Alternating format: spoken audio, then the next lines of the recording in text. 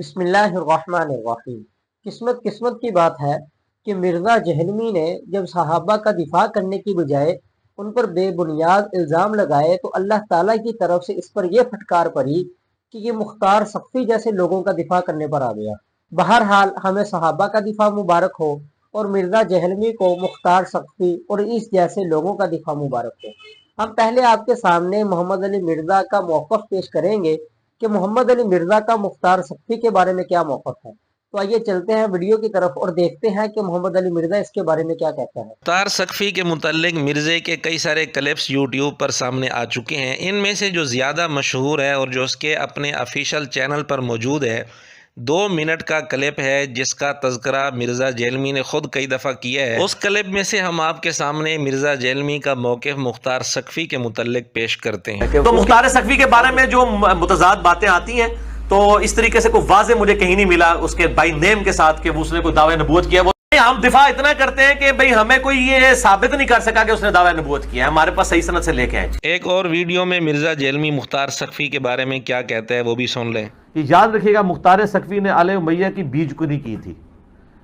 उसके हासदीन बहुत थे, इसलिए पूरी कोशिश की है उसके मुखालफीन ने गढ़ने की ऐसी बातें कि उनको बदनाम किया जाए। बल्कि एक और वीडियो में मिर्ज़े ने मुख्तार सख्फी के मुतल्लिक जो बात की है वो भी आप सुन लें। इससे यह भी पता चल गया कि मुख्तार सख्फी के बारे में जो बनु उमैया ने मशहूर किया कि उसने दावे नबूवत किया था, ये बातिल है।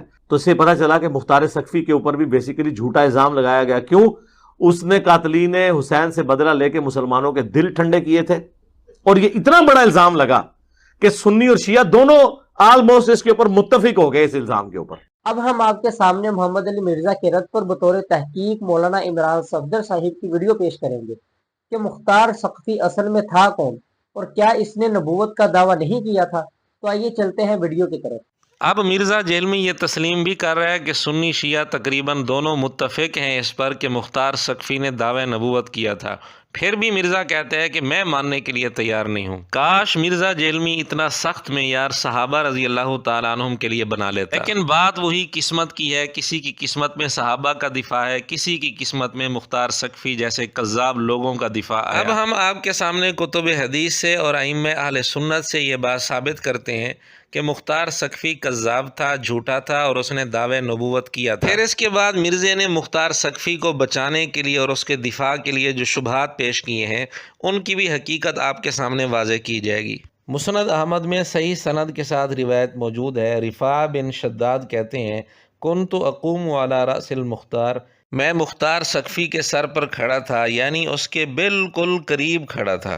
कहते हैं फलम्मा तबय्यनतु किज़ाबतहु, जब उसके कज़्ज़ाब होने का मुझे यकीन हो गया तो अल्लाह की कसम मैंने इरादा किया कि अपनी तलवार निकालूं और इसकी गर्दन उड़ा दूं। लेकिन कहते हैं कि मुझे एक हदीस याद आ गई जो मुझे अमर बिन हमिक रज़ी अल्लाह तआला अन्हु ने बयान की थी। वो कहते हैं कि मैंने नबी पाक सल्लल्लाहु अलैहि वसल्लम से सुना, फरमा रहे थे कि जिस आदमी ने किसी आदमी को अपने नफ्स पर अमन दे दिया, यानी उसके साथ कोई आद कर लिया, मुआहदा कर लिया, फिर उसके बाद उसको कत्ल किया, तो धोखे का, गदर का झंडा उसको क़यामत के दिन दिया जाएगा। मतलब ये है कि चूँकि मैंने उसको अपनी तरफ से अमन दिया हुआ था, इसलिए मैंने उसको कत्ल नहीं किया कि कहीं ये धोखा और गदर ना हो। इस रिवायत की सनद बिल्कुल सही है और ये रिवायत मुस्नद अहमद के अलावा और भी कई सारी कुतुब हदीस में मौजूद है। मसलन मुस्नद इब्नुल जाद के अंदर भी ये रिवायत 3336 नंबर के तहत मौजूद है। इसी तरह इमाम तहावी रहमतुल्लाह अलैह की किताब है शरह मुश्किल आसार, उसमें 2 सनदों के साथ इमाम तहावी रहमतुल्लाह अलैह ने ये रिवायत लिखी है। इस रिवायत के बुनियादी रावी रिफ़ा बिन शद्दाद हैं जो साहिब वाक़िया हैं, वो भी सीखे हैं। उनसे नकल करने वाले अब्दुल मलिक बिन उमैर हैं, वो भी सीखे हैं। उनसे नकल करने वाले हम्माद बिन सलमा हैं, वो भी सीखे हैं। उनसे फिर मुख्तलिफ मुहद्दिसीन ने ये रिवायत नकल की है। इस सही रिवायत से मुख्तार सख्फी का कज़्ज़ाब होना साबित हो गया। चूँकि मुख्तार सख्फी ने दावे नबूवत को मख्फी रखा हुआ था, ख़ास लोगों के सामने बयान करता था, इसलिए जो उसके करीब रहने वाले लोग होते थे बाज़ दफ़ा उनको भी इस चीज़ का इल्म नहीं होता था। जैसे यहाँ रिफ़ा बिन शद्दाद को बाद में पता चला कि ये तो कज़्ज़ाब आदमी है। इसी तरह इब्ने माजा में हदीस नंबर है 2688, सही सनद के साथ रिवायत मौजूद है। रिफ़ा बिन शद्दाद कहते हैं कि अगर वो हदीस ना होती जो मैंने अमर बिन हमिक रज़ी अल्लाह तआला अन्हु से सुनी थी تو میں مختار سقفی کے سر اور جسم کے درمیان چلتا، یعنی میں اس کو قتل کر دیتا، اس کی گردن اڑا دیتا۔ اب یہ جو رفاع بن شداد کہہ رہے ہیں کہ مجھے اس کے کذاب ہونے کا یقین ہو گیا اور میں نے اس کو قتل کرنے کا ارادہ بھی کر لیا، اسی بات کی مزید وضاحت ایک اور روایت سے ہوتی ہے جو رفاع بن شداد سے ہی مروی ہے۔ وہ روایت مسند احمد میں ہے، اس کا نمبر ہے 20945۔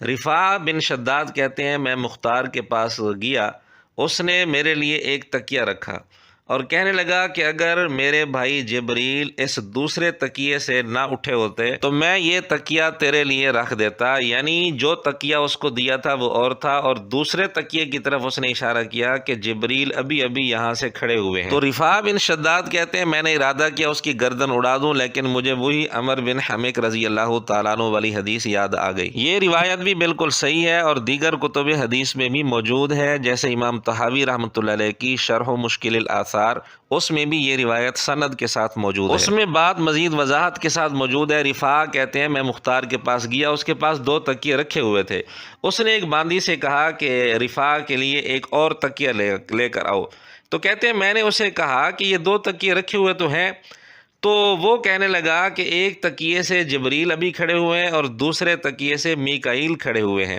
یعنی ان 2 تکیوں پر چونکہ جبریل اور میکائیل بیٹھے تھے اس لیے میں یہ 2 تکیے آپ کو نہیں دے رہا اور تکیہ آپ کے لیے منگوا رہا ہوں۔